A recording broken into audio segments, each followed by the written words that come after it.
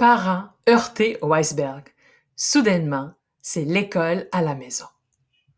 Commençons par dire quelque chose dont nous sommes tous d'accord.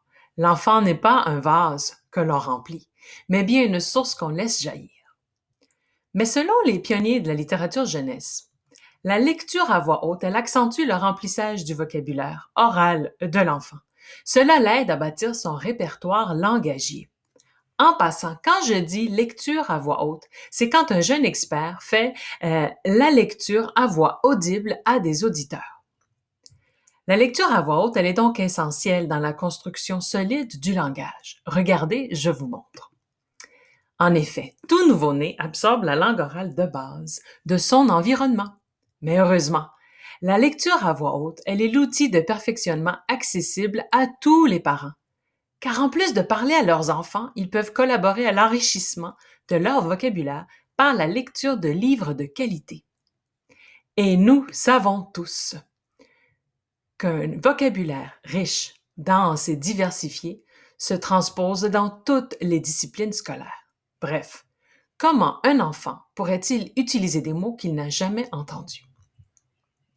Les études sur l'efficacité de la lecture à voix haute sont nombreuses.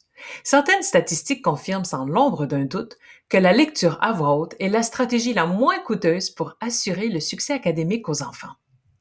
Et pour aller de pair avec cette même étude, les chercheurs se sont posé ces questions. Comment travailler la compréhension en lecture? Comment aider mon enfant dans son écriture? Comment réussir en français? Voilà. La seule activité capable d'améliorer les compétences en lecture est la lecture à voix haute. Ça a l'air trop beau pour être vrai? C'est si simple. Ça ne doit pas être suffisant. Il y a une condition à l'efficacité de la lecture à voix haute. C'est qu'elle doit perdurer tout le long de l'éducation. Pardon, me dites-vous? Je dois lire à voix haute à mon grand garçon de 5e année? Je dois aussi lire à mon adolescente au secondaire? La réponse est oui. Et oui, ils savent déjà lire.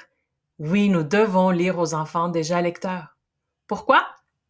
Les preuves de la lecture à voix haute sont nombreuses. Essayons-la à notre tour pour former les lecteurs que nous désirons tous avoir à la maison. Alors n'attendons plus.